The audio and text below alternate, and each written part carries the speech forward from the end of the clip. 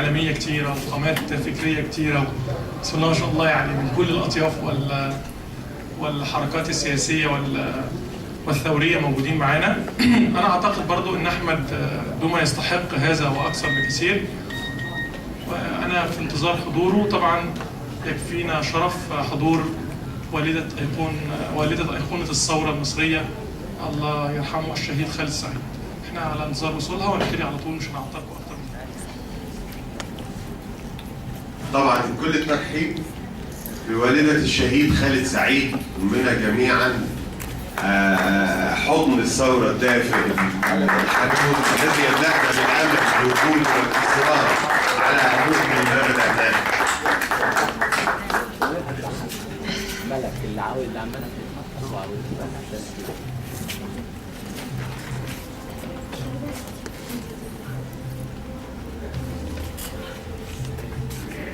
أنا عايزة أسأل سؤال. ساعات كده الواحد بيتشائم لما يلاقي تلاطم في قلب البلد، عمالة تودينا يمين وعمالة تودينا شمال، ونبص كده نلاقي إيه ده انهيار، نبص لا ده انتصار، نبص نلاقي طوفان، نبص ونبقى محتارين نقف فين. وإذا بيا يخرج لي واد شقي سائر مجرم زي أحمد دومه.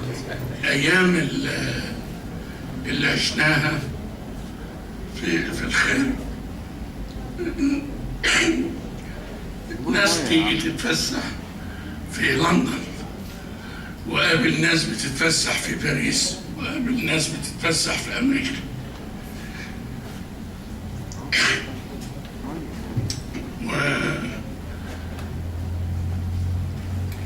وأنا شايف الناس اللي بتتفسح، وشايف الناس اللي بتكتب وتنافق مبارك، وشايف الناس اللي بتنافق أولاد زي جمال مبارك.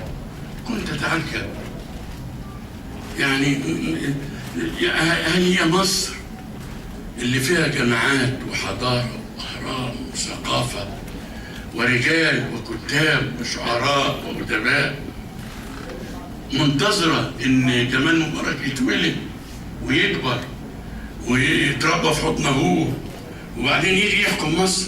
مصر ما فيهاش رجالة تحكم ولا نسوان. أنا كنت غريب جدا. على طول صوتك طالع رغم جبال الهم الساكنة ما بين أنفاسك، طالع رغم القبر المبني بحد خريطة تشبه أرضك كانت يوم مزروعة بفاسك، طالع رغم الإيد والعسكر والزنازين، والنور المحجوب عن عينك راح يحضنها ويدوب فيها فيموت من الحسرة على فرحك ليل ملعون. صوتك طالع يا ابن الصبر التايه بين الحياة والموت، رافض يشهق شهقة أخيرة تعلن إنه اتملى بسكوت، رافض إنه يعيش مكبوت، قاعد وسط الزحمة يعافر حالف إنه لابد يفوت، لازم يطلع علشان نسجد على ترتيله وسجدة شكر على الحرية، وتحلق كلماتك فوقنا فتفوقنا وتبعث بين أنفسنا التايهة نبضة ثورة مصر الحية.